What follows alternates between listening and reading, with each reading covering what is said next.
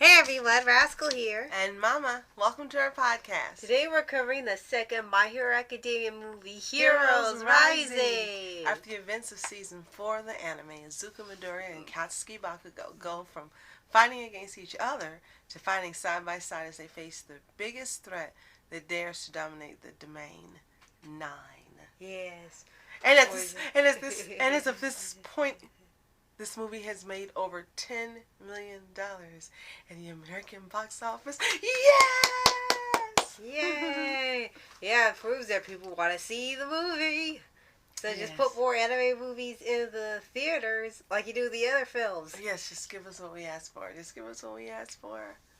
Okay, this movie was exciting, amazing.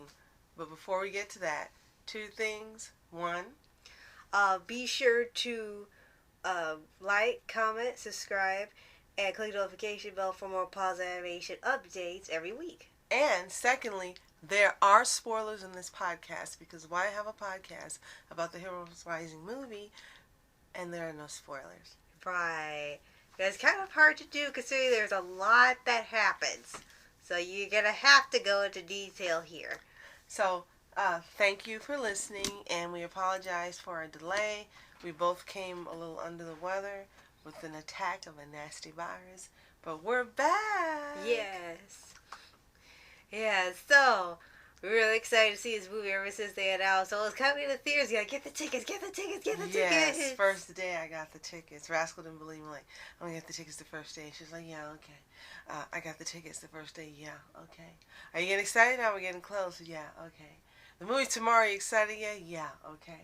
I was excited from the moment I heard this movie was going to be shown on the 26th of February, and we didn't have to wait until June of this year to see it on DVD. Right, because they think the anime movies take a little longer to come on DVD than the regular movies. Mm-hmm. So for here, yeah, it probably would have been near summer for it to come out, especially since it's a hit. They probably would keep it in theaters longer. Right.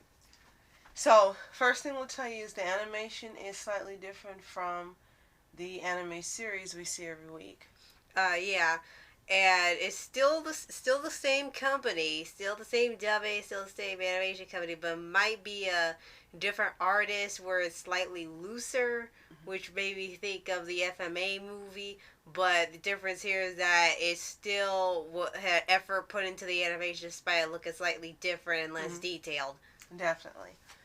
And the movie starts off exciting from the beginning. I mean, we don't have to wait 20, 30 minutes in before the action starts. It's exciting from the beginning. Right. And you get to see all of your favorite characters. None of your favorite characters left out. But I have to say that if you are fans of anyone besides Deku and Bakugo, that your time on screen is limited in some areas. Yes, that is true. One of the biggest draws of the movie is that the entire class was in the movie. Mm-hmm. While the first one, they had the 2 heroes, only like a group of them were really in the movie, and the rest were sort of either not there or they're in the background or just had no purpose in the plot whatsoever. So in here, it had everybody in it. Yes, definitely. Everyone had a role to play. Everyone was responsible for helping to save the day.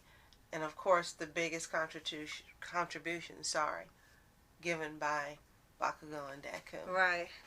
And even before the movie came out, they kept doing some sort of a build-up with 9 ever since, the announcement. Mm-hmm. And even when you got to the trailers and you got to the mini backstory, if you got the volume R book, you're thinking, okay, yeah, he's going to be a threat, and just another all for one. And then you get to the movie, and no, it's like worse off than you think, because these people can't go anywhere without some villain being there. Literally, they the minute they're off school grounds, there's a villain. Every single time, it's like, how about we just don't leave the school? And there's one scene that really sets off the action, and this is up for debate. to me, it's like it's foreshadowing, an indication of whom's the traitor.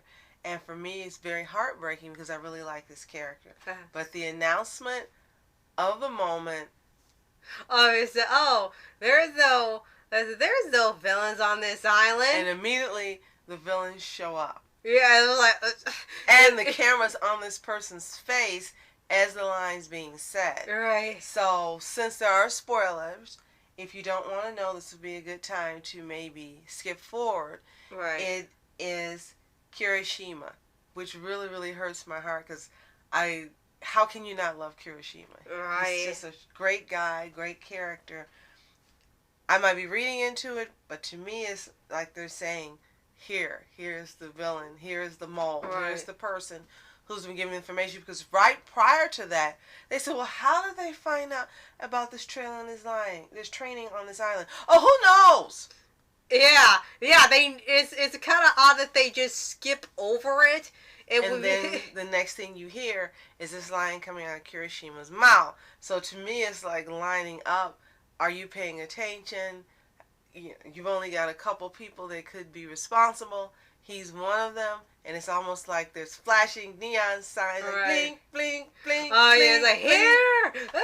So if it is him, then of course there are a lot of us who will be disappointed because, again, he's a great character.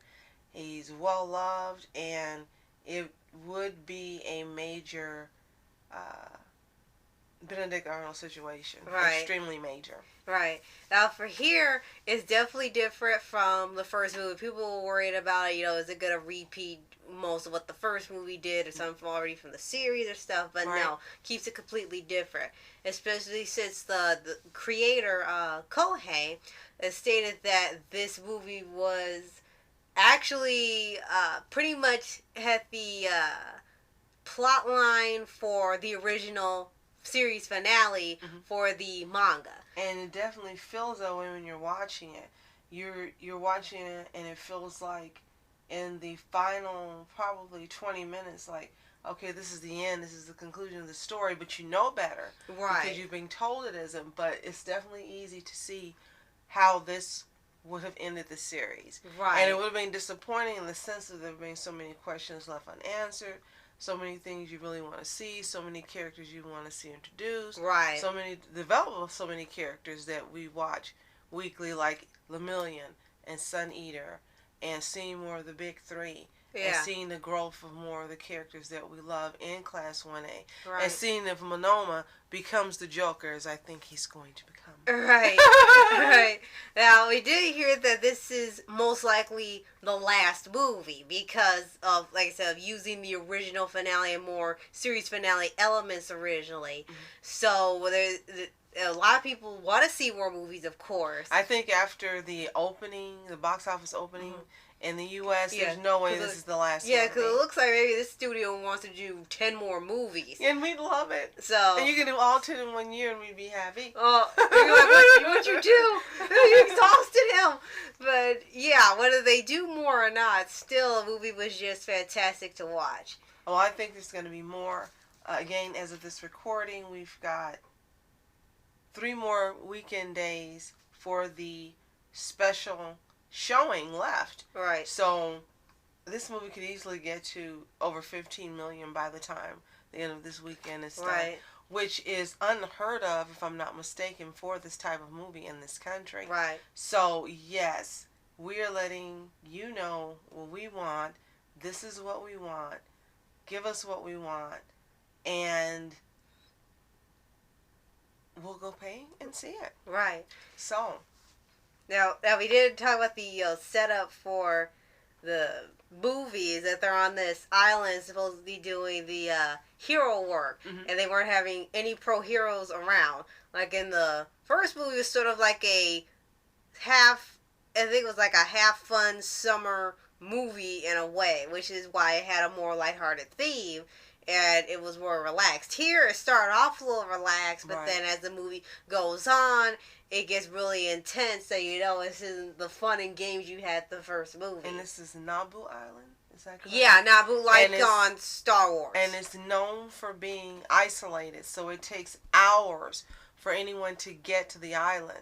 So when all hell breaks loose, there's no chance of pro heroes that have seniority more than the ones that we love in Class 1A coming to rescue them. It's not gonna happen. Right. It's up to them, and they rise to the occasion. And we've seen we see, I should say, in this movie, where each and every one of the students has grown. Right. They've grown in the use of their power, in the development of their power, in their decision making, in their rescue efforts. Their training really has paid off. Mm-hmm. And the villains, 9 plus the people that accompany him, don't expect this. And first of all, they know they're there, but they don't expect them to be a threat. Right. They thought this was going to be easy peasy and they can just take over, do what they want, and be done, but it doesn't go that way. And it frustrates 9 more and more and more. Right. As they do. And this is another villain. I gotta say this before you say this, because soon as 9 took off his mask, I said, "Oh no, here we go again. Here's another one. They're gonna be going, ooh, who's that? 9." Oh. Now, yes, to me, he's such a ruthless, despicable character. There's no way in heck that I would ever crush on this guy. But you can see where the setup is there, kind of like with Lotor. And with the white hair, long people. And with Shigaraki and so forth. Exactly. He's got the long white hair. He's got the big blue eyes. He's tall. They try to make him attractive. But the attractiveness for me it's not there, because you get to see the depth of his villainy, how evil he is. He's willing to kill anyone and everyone to get what he wants. Yeah. But we know the fandom. Oh yeah. So there's gonna be a little dedicated fandom out there to 9. We know it's coming if it's already not there. Oh yeah. But it was set up. Yes. Thanks a lot, Horikoshi. To briefly explain, there's a segment of the fandom that really likes the villains in a romantic way, whether they ship them with the characters or they just like how they look in general. And for us, we're personally confused because it was like Dabi and Shigaraki and stuff. And it's like an overhaul. It's like, why? But you can do what you want. Right. But I'm just sort of confused for the most part. And accompanying him, there's 3 other characters. So proceed, please. Okay. If I remember, they didn't show the real names. They just had their villain names. They had, I think one was called Mummy. Right. One was Slice. And then it was Chimera. Yeah. And of course that makes you think of Full Metal Alchemist. Right. And it makes you think of what a Chimera really is, because when you see this character, then it's obvious. Right, because it's got all these different animal parts and stuff on him. And of course, like we said, we got all of Class 1A in here, and a few of the pro heroes, even ones that haven't appeared in the anime yet, like with Hawks and some other characters that you haven't seen unless you read the manga. Okay, now you can't mention Hawks, and we not mention the wonderful, spectacular casting of Zeno Robinson as the English dub voice actor for Hawks. Totally unseen, totally not seen coming. Great choice, and it's made the fandom extremely happy. Yes, absolutely.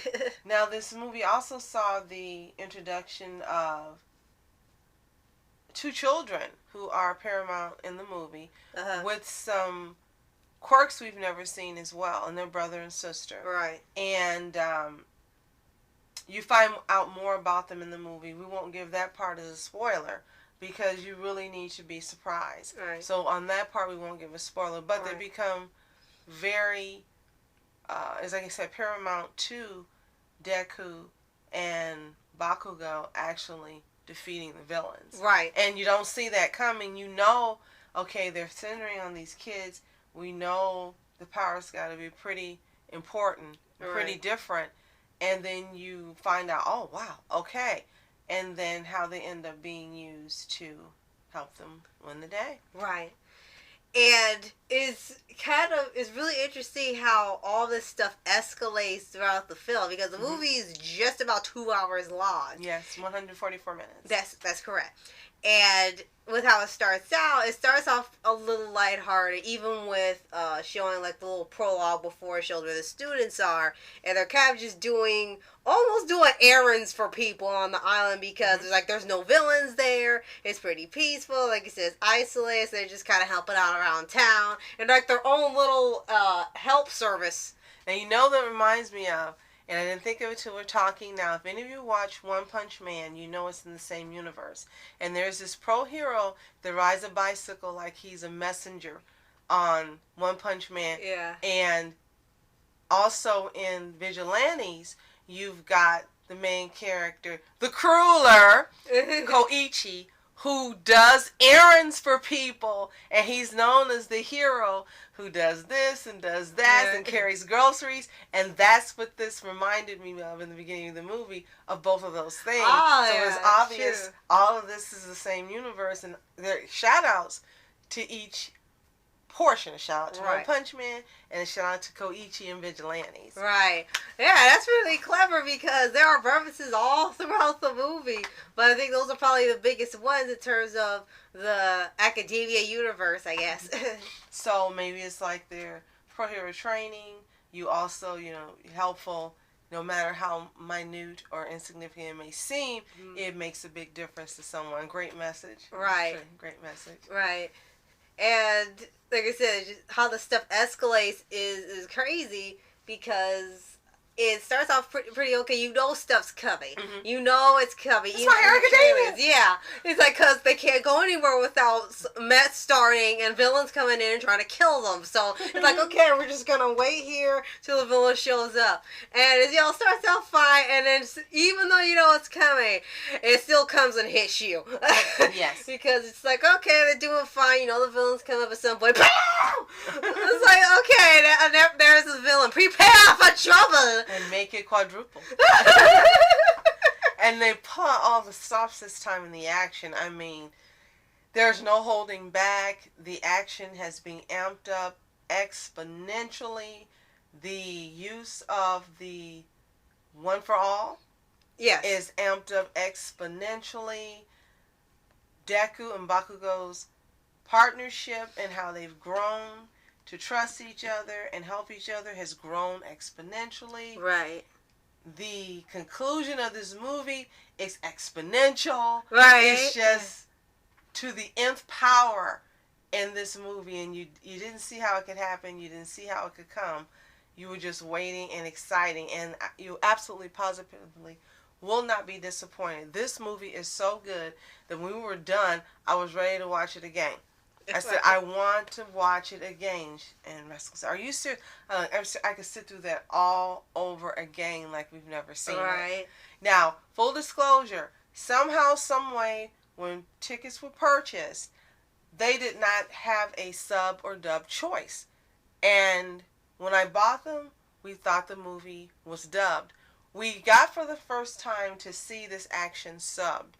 Rascal was disappointed at first, but I'm like, this is My Hero Academia. It's got to kick butt anyway. There's no way it's going to disappoint. It didn't. It was exciting for us to hear the Japanese voice actors doing our favorite characters, because we'd never done that for this length and period of time. And we have to say, they did a fantastic job. Now, our favorites, of course, are the English dub actors, but now we can understand and see why the Japanese voice actors have been chosen for these characters, because they are fantastic. And now we can't wait to buy the movie and hear the English dub as well. Right. And we were able to see it in the special limited edition HD. I think it's not Instavision. It's not IMAX. It's something. Yeah, you know what it is.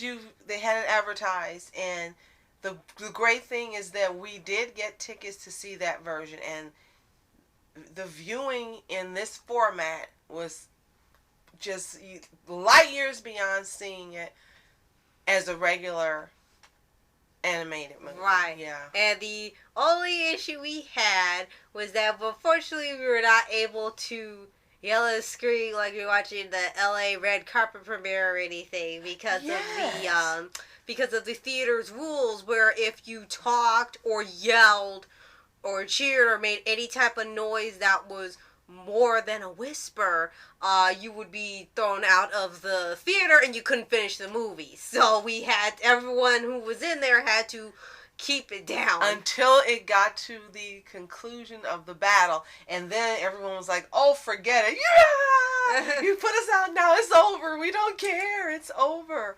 But yeah, that for me, I do agree with Rascal. I missed being able to cheer and scream and yell for my favorite scenes and for my favorite characters and against the villains, and to be able to laugh at the parts you were supposed to laugh at. But I didn't miss crying on the parts you were supposed to cry on. I was sitting and crying like I was at home, and there was no embarrassment, there was no shame, and I do it all over again. Yes, absolutely. No, I do want to update you that actually on Wikipedia they've got the current information as of March 4th, 2020. My Hero Academia Heroes Rising has grossed $15.1 million in Japan, as well as $10.4 million in the United States and Canada, for a total of $26.7 million worldwide. That's a lot of money for this type of movie. And again, we've got a few more days left for this movie to push past $30 million within a 2-week period. Let's go beyond. Let's go Plus Ultra. Get out there if you haven't seen this movie, and be sure you go to see it. So can we give a little love out to the English dub actors? Okay. Before we finish? Okay, of course, we have Justin Briner, Clifford Chapin, David Matranga, Lucy Christian, J. Michael Tatum, Colleen Clinkenbeard, Justin Cook, Monica Rial, Brianna Palencia, Cal Phillips, Trina Nishimura, Christopher Sabat, Christopher Waitkamp, Danny Chambers, Maxie Whitehead, Lydia McKay, Johnny Young Bosch, Brendan Baber, and Greg Dulce. Yeah. And the last four that we mentioned are the voice actors for the villains. And as we mentioned, that wasn't posted at the time, Zeno Robinson as Hawks. Right. So, outstanding English dub voice acting cast. Can't wait to buy the movie. And guys, make sure you do buy the movie, even though we've gone ahead and we've given support at the box office. When they put that movie out to be pre-ordered, pre-order our hearts out. Buy 1 copy. Buy 2 copies to give to a friend. Right. And just show them we've got the money, willing and ready and able to spend it. Give us what we want. Make us happy. And also, this is another way of supporting Horikoshi and letting him know that despite all the stuff that's going on, we support him. We love him. We love Funimation for making this available for us. We love Viz Media for making the manga available for us. Mm-hmm. And we can't say thank you enough. We're truly grateful for the show, for the English dub actors, for the Japanese voice dub actors, for the theaters that actually agreed to have the engagements appear. And just thank you so much. We're truly grateful for this show and everything about it and everything it affords to this fandom. Yes, it's been a ride. Yes. So if you've seen the movie, we don't care about you giving spoilers in the comments. Yes, just please do. Let us know what you think in the comments below. And please let us know if you got to see it subbed or dubbed or both. And what was your favorite part in the movie? Unless it's like us and every part was a favorite part. Right. And be sure to like, comment, subscribe, and click the notification bell to get updates on Paws On Animation Podcast. And follow us on Twitter. We're part of the Anti-Tweet community. And we post quite often. Yeah, so you'll see lots of different stuff on there. And the last final shout out to one of our subscribers, General Phoenix, who has become a recent member of the Anti-Tweet community on Twitter. Welcome, Phoenix! So, thank you so much for watching. I'm Vasco Entertainment. And I'm Mom Entertainment. Have a fantastic day. Peace. Go Plus Ultra!